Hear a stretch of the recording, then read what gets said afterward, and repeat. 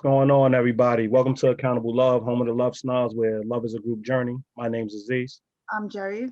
And today we have our guest, season 4, Mahagony B. She had to be the first guest because she's been on all seasons, so we had to invite her back. Yeah. Love snobs, love snobs, love snobs.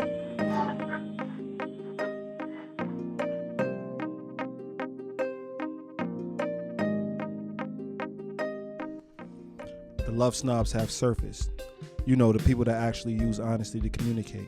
The genuine friends that refuse to let you feel sorry for yourself. Yes, those people. You know, the friends that collect your tears every time life makes your eyes rain. The love snobs, the people that don't allow you to settle. Support your dreams, but don't support you sleeping with just anybody. You know, the friends that are so judgmental they ask you to stay away from negative people and encourage you to surround yourself with positive people. Yes, that friend. The friends that love you even when you refuse to love yourself. You know, the love snobs. How y'all doing? Yes. Life is good. Life is good. Life is grand. We just want to, we wanted to invite you to the podcast for season 4 because, you've been a great supporter. You've been a person who, from the beginning, we already shouted you out in the video about how you pushed us to actually start putting our faces on the camera as opposed to just having our audio. Yeah. So, we definitely commend you for that. And we definitely appreciate you for actually allowing us to, or pushing us to come out our comfort zone. And we stepped up to the challenge, but, without the challenge, we'd probably still be in our phones.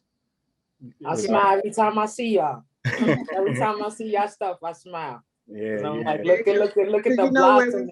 I know, you knew where we started and where we are now is crazy. Definitely. The evolution is crazy. But as you know, we Accountable Love Podcast. We talk about accountable relationships. And season 4 is all about, let's be clear here. So we want to be clear about who we are in our relationships. So everybody that we have as a guest, we're going to, talk about who they are in their relationships, what kind of relationships they want, and are they striving to achieve those relationships. So first question we want to ask is, who are you in your relationships? Like, how do you want to show up in your relationships? Well, I believe I show up in so many different ways. To start, I'm a leader. Okay. I'm often the head, but not always, depending on, who is in position, who is in the best position in whatever scenario, I'm fine with, following, but for the most part, I'm the head, I'm the leader, I'm the support. But I think that also is reciprocal. You know what I mean? I'm going to be the supporter, but I'm also going to be supported, So I think that although I'm predominantly the head of my relationships, it's just not always the case. It varies. It varies. Okay. So Okay. So you it's good that you could identify yourself as a leader. So when you enter relationships based on understanding that you are a leader, would you ever accept somebody, like you did say that you wouldn't mind taking a step back, but would you be comfortable with that role for a lifetime, whereas you attach yourself to a stronger leader? Well, I don't believe that, I don't think that's realistic for me to be, I don't think it's realistic for me to, I think that when I'm speaking of leadership versus, being able to follow, in any relationship, you have your strengths and the things that you need to be stronger in, right? And when you're attached to people or they attach to you, that attachment usually comes with them having a strength in the area that you might not, or you having a strength in the area that they might not. So that exchange often comes throughout the entire relationship where, people are maneuvering according to the strengths and the weaknesses. So I don't think that I'm always the strong one in a scenario. Okay. However, my personality, though, in regard to the bottom line, getting to the bottom line, I am always going to be the leader in that space. Okay. So when did you realize that you were a leader? Was it I've been a leader my whole life. I know, but was it something? So I mean, I was as well, but I didn't necessarily know the impact or maybe how strong of a leader I was until, over time. So when did you realize, like at what age, and when did you really realize that you wanted to identify yourself as a leader? Like sometimes we know we are, but we don't say it. You know what I mean? Like we have these strong attributes and we know that we can lead. And like you said, you're big on bottom line and solutions. So that was always innate and probably in you. But when did you like look at the mirror like, I am a leader? Well, I believe that my situation is probably not your typical one. I've been my entire life, I've been a leader. And that's only because of the positions that I was placed in very early. As you know, I'm a martial artist, right? And as a martial artist, I've always been like the head of the class. I was always the fighter, the female who was called upon for this, that, and the third. I was the teacher. I was the instructor. So I took on a place of leadership very, very, very early. And because of that, I knew I had the ability. And in my regular life, I just happened to be that person that I set a standard and everybody followed it. And I knew this. I knew this as a child. However, I didn't understand early the all of the power in it. I think I understood the power, but I didn't really take it seriously. Let's say that, because I was leading people in a very not always in the best spaces. I was leading in the wrong directions often when I was younger. I knew I was leading. I knew that I was the one that was following and I could get people to do certain things. I just didn't understand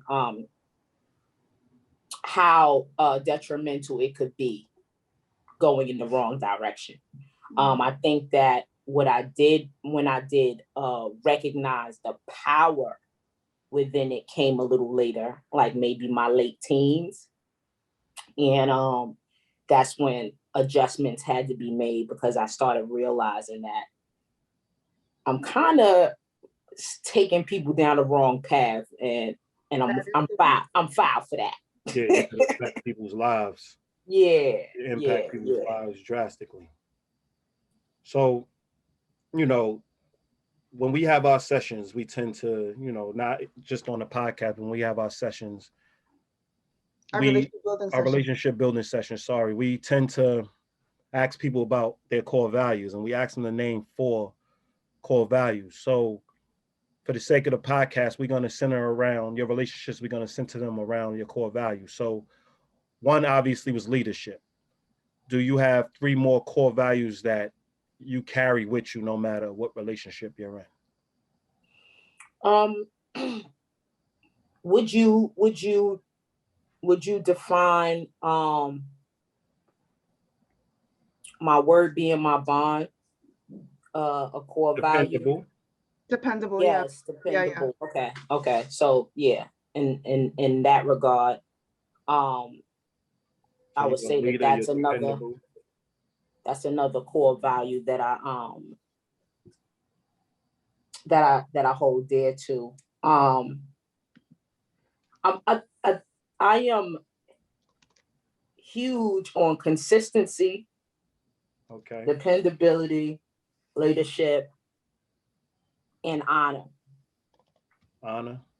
Yes. Okay. So now we'll start off with asking you, as a parent, how those core values come into play, like with your relationship, because that's obviously what we talk about, core values. That's how you show up in every relationship. Mm-hmm. So when you have those 4 core values clicking on all cylinders, you're at your best, right? Mm-hmm. So how would you say as a parent? I mean, now you're parenting older, grown women. Well, I guess you're getting the fruits of your labor, right, at this point, because you put in the work. You were developing adults, and now your children are adults. So we can talk about like the transition of like how you apply these core values with them growing up, and then how you transition between like the relationship between now you guys are both adults. You will always be the mom, but you guys are both adults, and how those core values are reflected in your relationships now with them as an adult. Definitely. Well, what I will say is, yes, to some degree, I am appreciating the fruits of my labor at this point, but not completely. You know, everybody grows at different pace, and so you know, I have two daughters. One I'm watching like completely, you know, receiving all that I am in regard to, you know, those core values and learning from them and trying to show up in that space as well, while I'm watching the other have a hard time doing so. But I see that she now identifies it for what it is. Whereas when they were younger, it was just me being mean, too hard, Rigid. you know, rigid, yeah, unbendable, all of those different things became problematic because it felt I guess militant is how they seen me. Definitely. My understanding that I was trying to assure them a solid understanding of self and how the world operates around them and how they needed to be operating within the world in order for a successful or favorable outcome, you know? So I see that the respect factor for who I am and how I show up is there much more now than it was in the past. Okay. So that's with one daughter. That's both. Oh, that's both daughters. I'm seeing it show up now. I'm saying one of them is having a easier transition than the other. Oh yeah, because I seen, yeah, you started off with just one, so I wanted to make sure that it was both of them that is receiving it. The reason why we tend to ask about the core values, if you're showing up as a leader, anybody that now questions the leadership and questions that value in you, it's going to cause problems in the relationship, right? You're dependable. Anybody that challenges whether you're going to be dependable, it causes friction in relationship. You know, we call it's honor. Now, when you talk about your honor, you know, you want to make sure that people are honoring who you are as a human being and that you're honorable. And your Anytime somebody questions that, it's going to cause friction in the relationship. And honesty, you know, when we talk about you being honest and your ability to actually be honest, and we obviously understand the difference between truth and being honest. You know, you're being honest at where you're at, and then you're starting a dialogue to search for the truth. But honesty is about, I'm going to come to the table and I'm going to explain to you exactly what I'm feeling, what I'm thinking, and then we can start the dialogue from there. Anybody that questions whether you're going to be honest there's going to be friction within the relationship. So that's why we always ask people to identify their core values, because all of our debates, our arguments, everything that we are is our core values. And when somebody questions the greatest things in us, that's when we have a problem with our relationships. So we started off with raising children. You see how your core values was leadership, dependability, honor, you know, honesty. So when you were at your best and when you was actually showing your children who you were, it was met with your rigid, your militant, but you had a great sense of self. And as they're maturing into figuring out who they are, now they have a greater sense of self. So now they're going to adapt certain core values. So now y'all meeting on equal playing fields, where in the beginning you was just trying to say, you're going to blossom into who you are, but you have to have your core values. So when you walk in every room and you deal with every relationship, people know what to expect. They know who you are. You know what I mean? So go ahead. No, I was gonna say, I think that the weird, not the weird, but I think the thing about raising children is, and I know that we all go through this, is that we may have a set of principles and core values, but we want our kids to come to that conclusion on their own. We don't want to force it upon them. We may know what's best. We may know what they need, but at the same time, we don't want to force it on them because we want them to want it and not feel like I have to be this way in order to connect with mommy, or I have to feel this way in order to connect with daddy. You know what I mean? Like, you want them to appreciate it, respect it, and say, this is the better way to live. So this is what I believe in. And I think that, what like Mahagony was saying about her kids being on two different um, levels as to their growth, and one really adapting really well and the other one kind of struggling. I think, as a parent, you kind of sit back and think she'll get there if that's where she wants to go. And the other daughter is like, she wants to get there, so she's working toward it. And it's that fine line of, and that's the fine line of you pushing your views on your children, which they automatically think anyway. As teenagers, they think you're trying to take over their whole lives. And then there's we're just trying to give you options, right? You can go this route or you can go another route, but there's options. And that would determine how close of the relationship we have.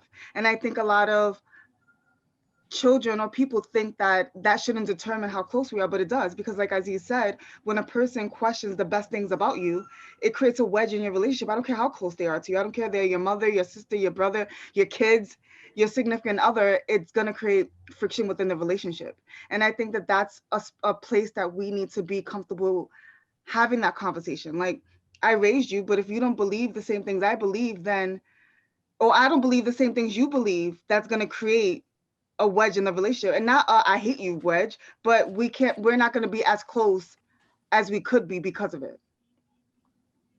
Definitely. Absolutely. I mean, in reality, the reason why we started with children is because that's the only relationship. When they become adults, we got to decide whether they're people we want in our lives on a, they're going to be in our lives on a regular basis, but they're going to start building their own life. Yeah. They're not our friends. They're not our spouse. They're actually our children. So we signed on for the relationship, which is a part of our accountable love and our accountable relationships, because we choose to be parents. You know what I mean? Whether we feel it's not a choice or we did choose to be parents. You know what I mean? Once we decided we was we was going to have children, we decided to now become parents. Once we had sex, we decided to become parents. So it's a choice that we had, but it's not necessarily a choice that they had. So now we are teaching them their choices through their development. But once they develop into adults, now we're deciding whether we can actually be friends. Yeah. We could actually be equals. And it goes back to what Jerry was saying. If our core values are different, we need to be honest with ourselves and say, listen, I'm always going to be your parent. Mm-hmm. But I don't really like you as a person. Yeah. You know what I mean? Or I really can't get down with you as a person. Or I like you as a person, I respect you as a person, but we're not going in the same direction. So live the life you're going to live. But if you need any support, I'm here for you as a parent. But a lot of people believe that their kids need to be in their lives on a regular basis. No matter what. And they forget to nurture the relationships around them that promise to be in their lives on a regular basis, like friends and spouses. So, I mean, the next thing we can ask you is, how does these core values enter when it comes to your friendships? Like, how do you show up in your friendships when it comes to those core values? I don't really think there's a big difference, honestly. There's a difference, but not a big difference. Because, although we don't control, our children, there's still a level of authority there that's different than your friendships. Definitely. Mm-hmm. Your kids are developing. Yeah, but as far as what I bring to the table, it's the same. It's pretty much the same things. I noticed that people who need that, have those specific needs as far as guidance and leadership is concerned, are more drawn to me. So I feel like I play a very similar role in my friendships as well. I'm the soundboard, I'm the one everyone comes to when they need to, like, I need some advice or, different things like that. I'm that person. So I think it's very similar. I don't think I show up really differently in any of my relationships. I think it's all very similar. It's just the type of relationship it is, gives or takes a little of something. You know what I mean? So if it's a romantic relationship, obviously, there's difference in that space, the romantic space. But outside of that, huh? I said we definitely gonna get to that. This outside of that is the same though. So with you mentioned that leadership and being around, like being a leader, it pulls people to you that need that guidance and need to follow. So do you have other friends that are leaders, and how do you find those relationships different from the ones that you have with people who aren't necessarily in a leadership position? Well, see themselves as leaders. Like I said earlier, when speaking about the first questions you asked, is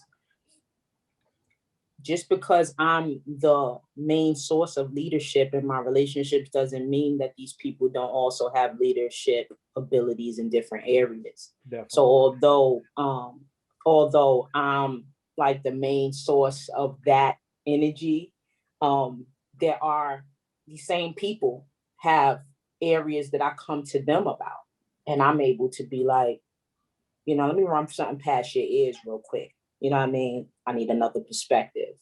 And I'm able to trust that within them as well, depending on, like I said, depending on the scenario, depending on what it is I'm asking, what it is I'm needing. So although I have yet to find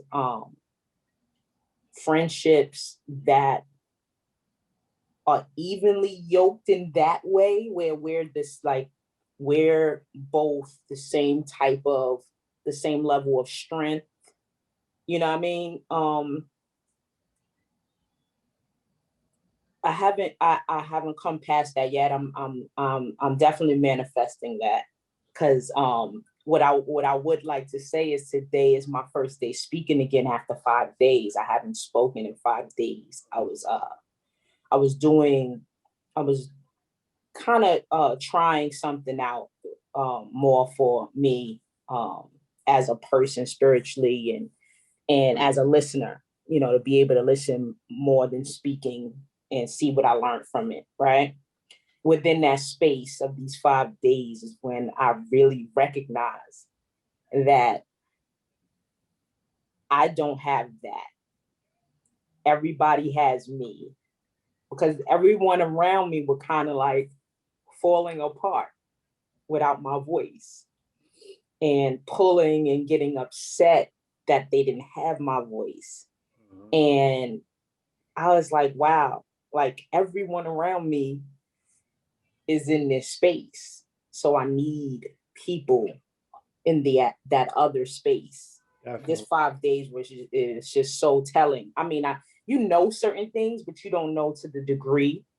Mm-hmm. And I was sitting there like, wow, like I really, really have to fill this space with people who I can learn from more. Everybody's learning from me. Everybody's getting advice. When you say space, what are you saying? I'm saying that as there's a void. I'm saying there's a void. No, the space. What space? What role? Because obviously we're saying, let's be clear. I need friendships. Okay. So when you say space, I mean, I don't really. I want to make sure we're clear on what space you're fulfilling. So friendships. Yes. You need to have more friendships that kind of give back. And that grow me more. That grow me more. I'm growing others, and I need more growth. Because in the space that I'm in right now, it can give you a false understanding of who you are. You know what I mean? Definitely. When you got everybody around you is like you're the, you know what I mean? You're the Messiah. You don't have anybody around to that you're looking up to like that. It gives you this false understanding of where you're at in your journey. and I need to balance that out. Yeah, that's one thing I realized when we started the discussion and you define leaders and you're like, well, there's other places I follow, and that's what leaders do. They know when to follow and when to lead. But what makes you the leader is your ability to pull several people together to work as one. Not everybody has that ability. So that's what leadership is. Leadership is not being strong in an area. Leadership is having the ability to find a bunch of people that's strong in areas that can work as one unit and lift a whole like brand or a whole movement or a whole relationship. And if you're a leader, you do that. You don't just bring people in the fold that's gonna destroy your relationship. You make sure all the viruses stay out, and you make sure that you connect all the right people, because one virus in your system destroys the whole system. So leadership is the rules, regulations, and making sure that they hold everybody accountable and they're comfortable with that role. There's not a lot of people that's comfortable with holding people accountable, making sure we maintain the principles. So the reason I asked you about, leadership being one of your core values, do you actually have other leaders around you? Because when you have those leaders, they don't see you holding them accountable as a chore or as a problem. They gravitate to it. Mm-hmm. They respect you for it. They like it. Absolutely. So that's why I asked you, do you have, because like what you just said, you have a lot of people that need your voice, but you don't have that in return, right? So it took you time to like really see, dag, I need somebody. You use grow. We actually stay away from growing in a relationship because it's about nurturing. Mm-hmm. It's about nurturing the relationship. You're already a full-blown tree. You need to nurture your state of being. So we should all commit to relationships that we nurture. Mm-hmm. Because growing, leaves are falling off, but we're sprouting other leaves. So we're constantly nurturing our relationships. But go ahead. And I would say, like, I'm a leader everywhere I go, right? But being around Aziz, I don't lead in every area because he's stronger in some areas that I'm not, right? So in some areas I have to fall back. I do fall back because he's the lead in that. But when it comes to what I can say about Aziz is, and say about myself too, the areas that we are strong in, we're teaching, right? So that if in the event that I'm not around and he has to make a rash decision, he's not like stuck because Jerry's not there to bounce an idea off of him or off of me. And the same for him. When I'm not in his presence, the first thing I think of is, if I was talking to Aziz, what would he say? But I'm able to execute. Because I know, because while while he's a dynamic person and he brings so much to the table, I'm learning from him all the time. So when you say in your relationships that for 5 days that people needed your ear, I think you should think about the fact that it may be a little bit of a codependency. Absolutely. More than just you leading them, because they should be able to make decisions without you. And think about, hey, they're around you. They should be learning from you every single day. Every time they come into contact with you, they should be learning. So the first thought would be, damn, if I was talking to Mahagony, what would she tell me? And then from there, they should be able to make a decision. Now, I'm not going to say that every decision I made independent of Aziz was always the right decision, but I do know that I have resources to pull from in his absence. And I have an arsenal of tools that I can use if he's not with me to make a decision. So when we are leading anyone, our children, our friends, our significant others, I never want them to be so dependent on me that they can't make a decision without me. I want them to dig deep and say, if I was talking to Jerry, what would she tell me to do? Okay, and then go from there. And then we could discuss it later. And I may add a little bit more to it, like, yeah, that was great, but next time do ... Fine, they're learning again. So next time they're put in that situation, they can apply it at that time as well. So I do think that you should take some time and think about why they needed to lean on you so heavy, and maybe make sure that they're learning and taking all the things that you're teaching them just by being who you are. It's not like they're in class like, oh well, Mahagony would do that. It's more like, we learn just by watching. So just learn by who you are and how you conduct yourself and the type of advice you would give. You shouldn't have to give the same type of advice all the time. Like, they should take the first advice, store it, and then come to you with a new set of problems. You know what I mean? If that's the case. So I do think that that's something that you should reevaluate, because for 5 days, people should be able to function without you. Definitely. I mean, your 5 days of silence. Why did you decide to now take that 5 days of silence? Like I was saying, it was an experiment for myself. I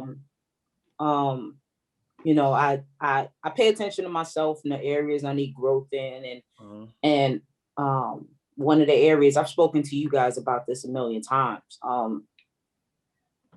I had a habit of listening to respond. Okay. And so I wanted to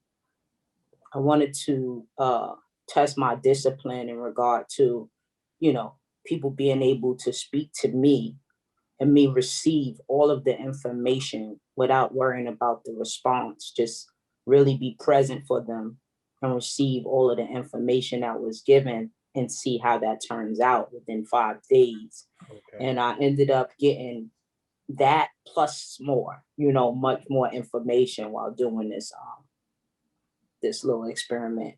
It was cool.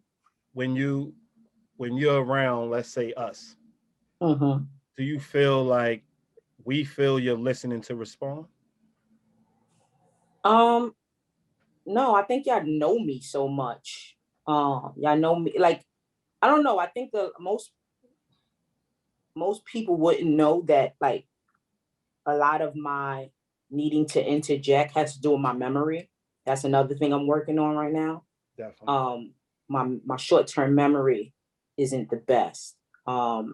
And so when I have a response within a conversation, I try to get it out right then and there because I don't want to lose it. Mm-hmm. I do the same. A lot of people don't know that about me. And so it would seem like, she just doesn't listen.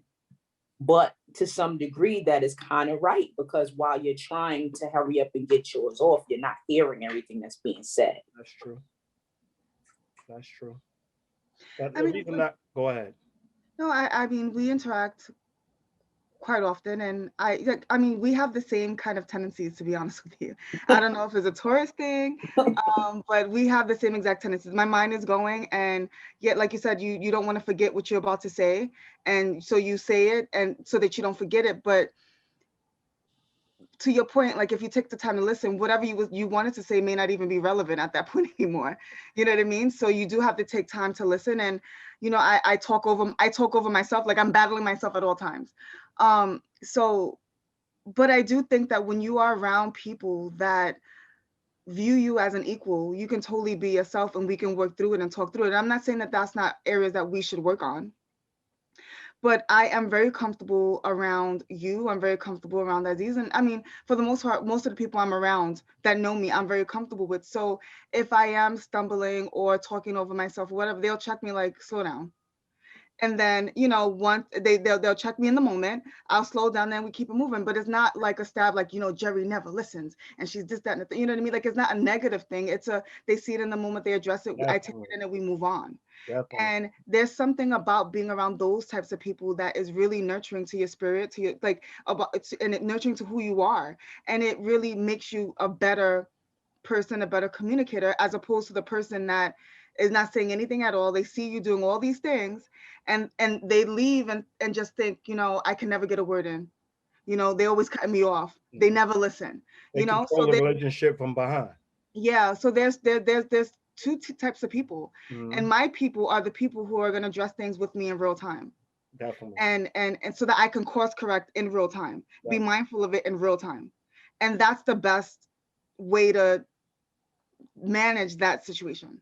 Because that's why I asked you that, because I know we share similar experiences. And when you're around people who just believe that you work for them, yeah, they are going to tell you talk without listening. I never had that experience with you. Why? Because I see you as an equal. Yeah. I respect your leadership. As long as you're dependable, because if you're not dependable, you know my mouth is coming. Just like if I'm not dependable, I know your mouth is coming. And I'm very comfortable with that, being held accountable, right? I know that you have honor. So I know I can pull, like you do something that I think is a little off base. I can pull your strings through your honor and get you to fully understand where I'm coming from and to correct that behavior. So I never feel what you're saying, like, oh, she needs some silence. Yeah. I never think that with you. I do think you need to talk more because you have a lot to give. Because when you're in the presence of people that are giving back to you, you don't talk as much. When you're around us, you're not talking 24/7. Yeah, no, you're not. You're not cutting us off. I never witnessed that. So everything you tell us makes me just think, okay, she's around the wrong people. Because yeah, do you have weaknesses? We talk about them all the time. Anger, the fact that you have a short-term memory and you believe the world needs to understand that. But we talk about it in real time. Like I'm gonna talk. Don't cut me off because your memory's bad. But I'm gonna say that to you. Right? So we all have this understanding and we're not upset with each other. We're not, oh, you're being nasty. We're not focused on quote unquote being nice. We're focused on being genuine with one another. And that's the only focus. When we interact, are we going to have a productive interaction at all times? And to give the viewers a kind of an example, we don't always agree. Like we'll be in the living room having a full-on debate on whatever topic at the time, and we are on separate sides of the coin, and we talk it through. And our voices are elevated at times. We're very passionate, but we never stop communicating. No one ever shuts down. And even like, as you said, if we have to point out, like, you repeated that already, you're not even making any sense. Like, we're checking each other in real time. We're addressing things in real time.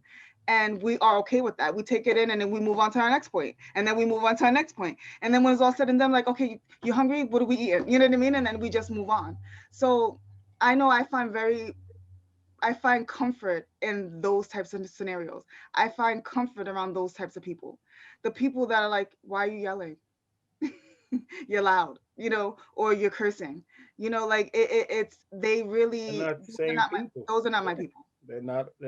And that's why we have this podcast. Let's be clear here, right? Yeah. Like, find the people that fit your strengths. Know your core values and don't waver. Like, if they see your leadership as control, that's a problem. Yeah. It doesn't mean I dislike you. It doesn't mean that I don't even, like, I don't care about you. It means we can't coexist because you're going to take from me. Like, why do people always think the distance means that I don't like you? It means that we can't coexist. So why be phony about it? I never understood why people show up to Thanksgiving, show up to people's houses they don't like. Yeah. Like, I'm not going to a family member's house that we are talking all kinds of crap about and then show up in their house smiling. I'm not going. Facts. And why is that the bigger person that shows up? No, you're a fake person. You're not genuine.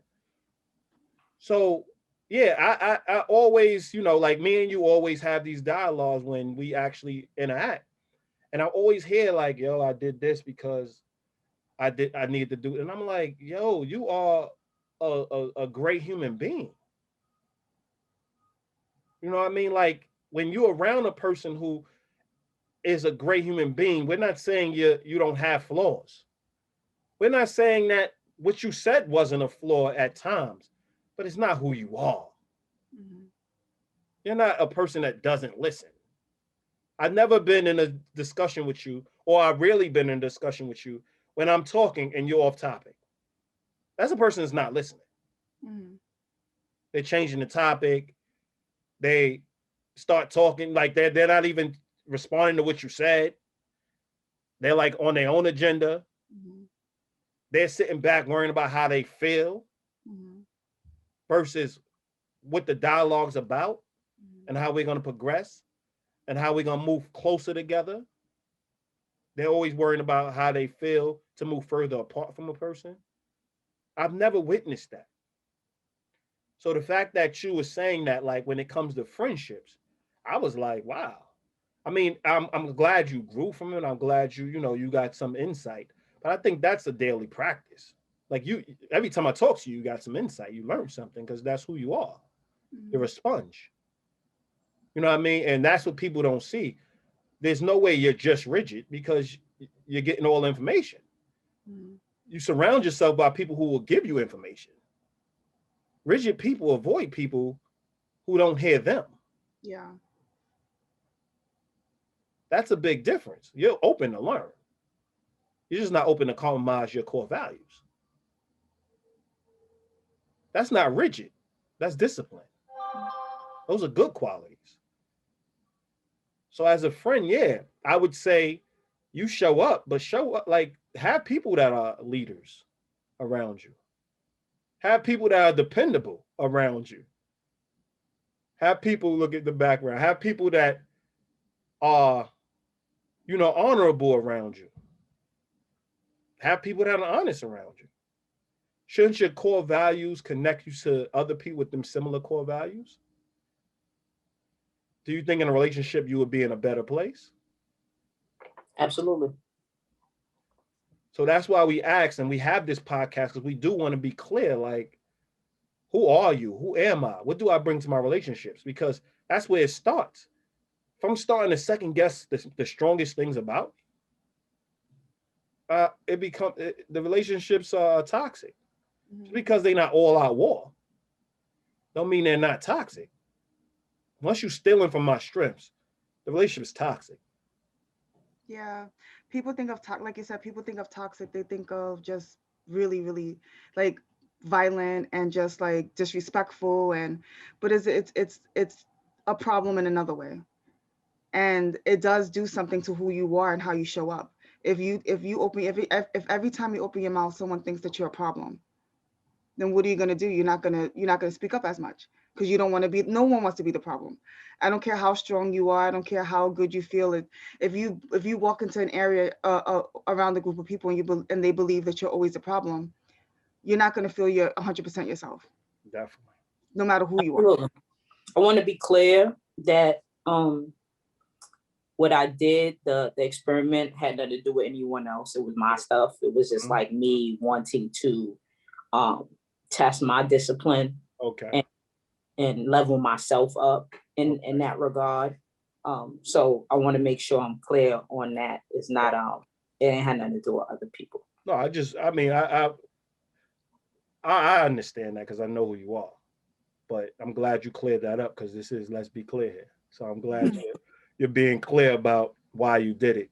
I just want anybody who's listening or anybody who's learning from this podcast and learning and like really understand who you are. I want them to know that you are an amazing human being. And yeah, when they come in contact with you, they're not going to be comfortable at all times because of your honesty, because you expect people to be dependable. So you're going to be dependable. You're going to be on them because that's the only way you know how to love, being present. So anybody that thinks your love is too much, I would say they don't know what love is. So that's what I just wanted to be clear about. You know what I mean? But let's talk about, in a romantic partnership. And I mean, obviously these core values still are something that, you expect, but what do you bring to a romantic partnership besides, your core values, like your interests, your preferences, your things of that nature? Well, I bring all of those things, but also like what most wouldn't know like about me is that I'm like hella silly, right? So like my friendships and my relationships, we get an opportunity to see the silly side, have fun, just let go. I'm not, for those who don't know me, the rigid thing, that's somebody else's shit. That ain't mine. That's somebody else's stuff. I feel like I bring the best side of each side of the coin, right? Because I'm am very disciplined. I am very serious about the things that need to be serious about, but I'm also very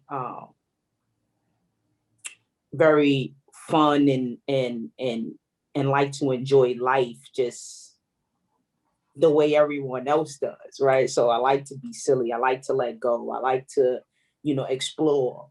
And so people often are not used to seeing someone who has that level of versatility. It's like, I don't know. I think it's kind of weird that people are multifaceted, but don't understand that others are multifaceted. Like, I always find that to be weird. Like, if you're serious, you must be serious at all times.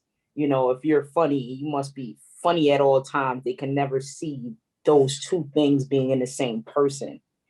But that's what I bring to the table. I bring a variety of things to the table. You'll be able to act silly with me and let go at the same time. You'll be able to have a very serious discussion with me and learn.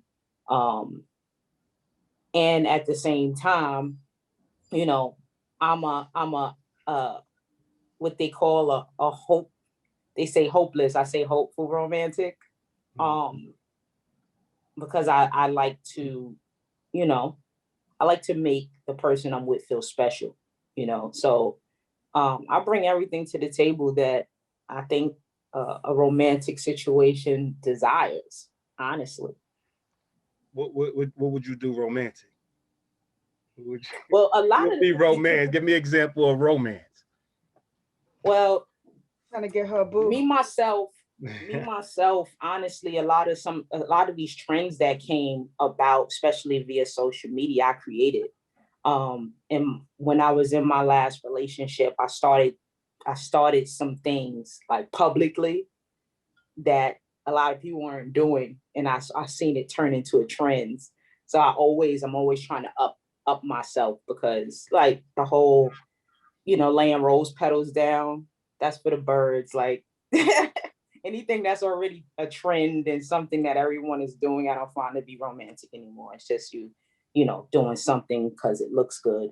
But I'm really romance to me is paying close attention, to your partner, knowing their wants, needs, concerns, and really zeroing in, so that when you're deciding, if I'm deciding, I see something for her, I already know what she's wanting. I've seen her eyes get a little glow in them when she was looking at something. I've heard her speak of something, you know what I mean? And it doesn't have to be your birthday or Valentine's Day to make you, you know what I mean, to make sure that I pick that thing up, or I provide that service that I heard you speaking of. Like, things like that to me are the thoughtful things, the things that you don't expect. You didn't even know that I was paying attention to, but I was. And I show up in that space. So, I've done all of the rose petals. I've done the helicopter situation, the horse and carriage rides in the past, the scavenger hunts for gifts. The notes. Out your resume. The notes in every pocket, you know what I mean? Your purse, you switch up purses and coats and shoes, and you got a note in there that makes you know that I'm thinking of you and how special I believe you are. Like, I go the extra yard for the person I'm with, because I just think that if I chose you, that's because I think that highly of you. Definitely.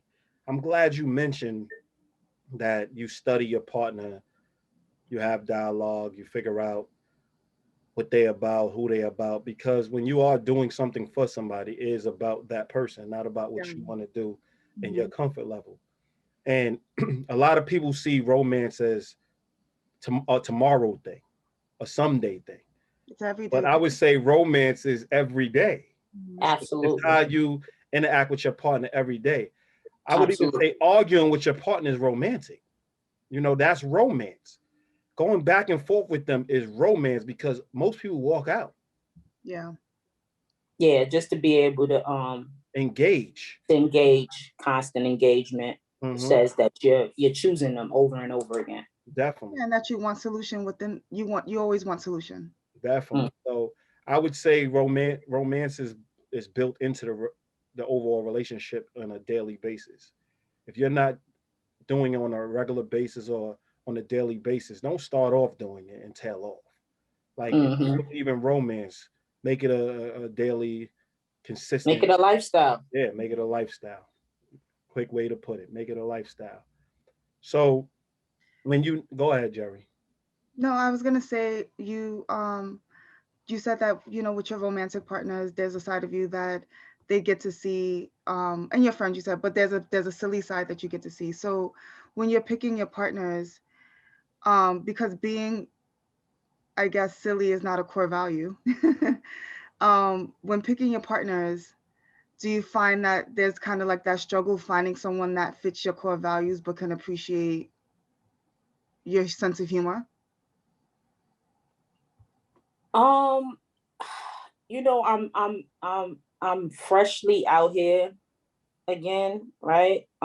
In my past, I always like that. That's always been a thing. I love humor. Like the best way to get to my heart is by making me laugh. So I tend to find people who are silly, but then they don't have the other stuff. No, they don't. Yeah, all these things. Yeah, I could imagine. So right now, silly don't make a relationship at all. Yeah. Really so you all giddy and you having fun, but when it gets down to the seriousness, and I guess that's why, that brings me back to what I said. I guess that's why people are very surprised by me. It's because you don't usually find those two things, I guess, in the same space. Yeah, you are. I'm looking. A lot of people wouldn't know that though. So it's hard to find that level of discipline and the silly in the same space. And so that's exactly what I'm manifesting right now. Like, I'm looking for somebody who is evenly yoked with me, who knows when to get serious about what needs to be serious and when to let their head down, when it's time to let their head down and just like really enjoy life. Like, it's a great balance when you're able to know when for things, you know what I mean? And really be able to enjoy life the way you're supposed to. Even while holding on to your core understanding and core values. So I'm awaiting, the person who's capable of doing that as I am. What's your first discussion you have, like when you meet a person and y'all dating? Let's say a first date. Well, I'm always asking what they're, who they are. I want to know if they can actually, describe who they believe themselves to be outside of like their career and things like that. Like, who are you really? Like, who are you at the core? I ask the questions that I need. I honestly ask all of the questions that I need to be able to confirm via action. So I like to ask who they are, what their desires are within the relationship in their life. Whether they especially if they say, they're looking for love, I want to know if they know how to define love. Like, what is love to you? You know what I mean? Because I don't believe that, like, how do you want something you don't even understand, right? So I have those type of discussions, and the reason I have those discussions is because after that, it's just kind of me watching to see if their actions match the things that they're telling me. Okay. What about with you? Is it a red flag if they're not asking you those same questions? It's not the same questions, but absolutely. If the questions don't have any depth of who I am and what I'm about or what I desire, what I'm looking for, then yes, a big red flag. Big red flag. And that is because how are you truly trying to know who you're dealing with? Do you really know how to, do you already know how to identify what you want or don't want? Do you know how to find that within a mate?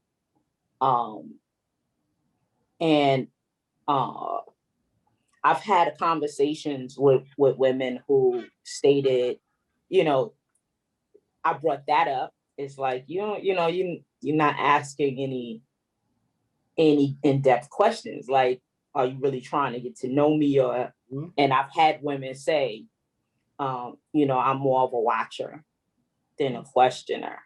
And I think that is hilarious because I never really see it never matches. It never matches when they say that. It's like, oh, it's a red flag. I caught you uncomfortably, and now you're like, oh no, I don't ask those questions. I just look for it. It's like, how you looking for something you don't know what you're looking for? Like, in order for you to hold me accountable to something, I got to tell you that that's what I am, right? So if I ain't say that's what I am, benchmark for. You can't hold them accountable. Like, we recently had a podcast about superiority complexes. Mm-hmm. And most people see the leader, the person out there, the person talking about themselves, the person, all of that as the person that has a superiority complex. What we touched on is the fact that the person that's the watcher, the person that's, I listen more than I talk, the person that's not really engaging, the person that is playing victim, the person, some life is always happening to them. We actually was telling people those are the people with the superiority complex because they don't have the courage to live life. Yeah. And strive for the things they want. They bring everybody down to their level.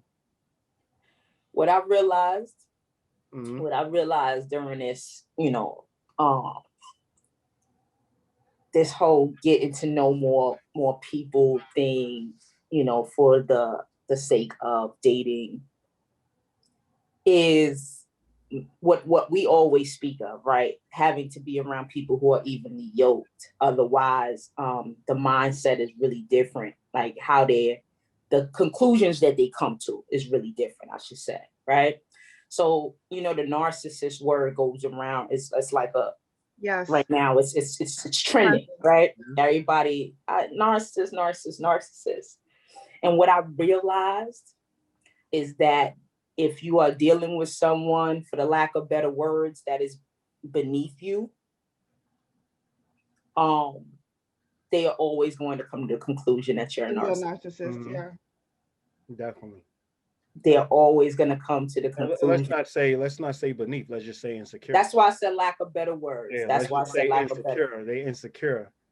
They have strong insecurities and they lead with their insecurities. They always see you as something because they can't touch, hold, feel what you're feeling or you're touching or you're holding. That's why we always say it's a red flag when people, people are different. And I'm like, stop being lazy. We're striving for who's the same. That's the harder thing. It's not harder to acknowledge somebody's different. Everybody different. Yeah, it's not harder to acknowledge. Why are we the same? Such thing as not being different. Yeah. Everybody's the same. You think a white person would be racist or as racist if they realize how much of the same we are? Because then they got to hate themselves. Mm-hmm. You think a man that thinks a woman is beneath them, right? If he acknowledges how much she is similar, right? How could he in good faith still look at her as beneath him? So really, it's just a plan to be lazy. Mm-hmm. We're different. Everybody that says that is avoiding. Because obviously we're having this discussion or we're arguing or we're going back and forth or we are bringing up hard topics so we can understand where we are similar and find common ground. If you're not searching for common ground in your relationships, it's not a relationship. You're being a politician. Yeah, and people need to be comfortable saying, I don't agree with you. I don't agree. And this is the reason why I don't agree. Instead of saying that we're just different. Just say, I don't agree with you. Like, I think people don't really feel comfortable even expressing that. it's easier to say we're different and kind of move on and yada yada past it, and you don't really finish the conversation. People are lazy, like he said, they're lazy. So once you say I don't agree with you, then you have to follow up and give reasons why. Most people can't even articulate why they don't agree with you. Because they fear. I had a conversation recently like that, and I just was like, with a young lady I was getting to know, and that was like the biggest red. It was like, run, right? Because you're not gonna have me. I'm sitting here, I'm defining terms and giving you all of this information, and then you say you don't agree. Now I'm open. I want to hear, why don't you agree? Teach me something. Maybe you can change my mind. And she couldn't. After the I don't agree, I can't really explain. I don't know. It spirals. I just know I don't agree. You just know you don't agree, but you don't have any, you can't articulate why you don't agree. That's crazy. And we're not going to make it. This is not a good idea. It's gonna be a relationship. Yeah, this is not a good idea. Definitely. So, I mean, and really dealing with relationships and defining relationships and really connecting on relationships, really, we're talking about accountable relationships. And we believe that's the only relationships. Because if you can't hold somebody accountable, it's not a relationship. Call it something else. You're not relating. So at the end of the day, relationships is about finding common ground. And everybody's always looking for right or wrong. We're talking about best practice. I like that. Sorry. No, go ahead. We're talking about best practice at all times. We're not talking about there's 1,000 rights based on scenarios. What's the best practice? Because you know what? In relationships, we have to make decisions. In commitments, we have to make decisions. So what allows us to make decisions? Best practice. Not you right, I'm right. If you look at it from this angle, this person is right, this person's right. You got to make decisions. So anybody that's about commitment and about making decisions and is truly into furthering and advancing the relationship and not just themselves, they're all about finding common ground and walking in unison. Not feeling like, oh, I got to do everything you say and you got to do it. They working in unison. They don't see themselves outside of their relationships. They carry their relationships everywhere they go, and their relationships carry them wherever they go. So they're very comfortable with looking like clones or whatever the world want to call them, because they have friendships that share similar core values. They have a partner that shares similar core values, and they're raising kids that they instill those core values in, and hopefully that they can now accept and understand why those core values are instilled in them. So we basically, had this podcast and invited you on to chop it up about your relationships and, see where you at with your relationships and see what you bring to your relationships. And just to talk about hopeful, romantic. I like that. And to make sure that you're clear on where you're not. We know that you're clear, but just so that we can give people insight on being clear on what that looks like in every relationship, and everything should bleed through. If you have core values, that should be reflected in every relationship that you have. So that's why this season is so important, because it allows everyone to take a step back and think, who am I? Not just who I think I am, but who am I? Who am I with other people, and how is that reflected in every relationship, and being consistent across the board. Definitely. So this is another Accountable Love podcast. My name's Aziz. I'm Jerry, and thank you, Mahagony, again for being a guest. It was such a pleasure. I appreciate y'all. Definitely enjoy. We got to get up. Yeah, we do.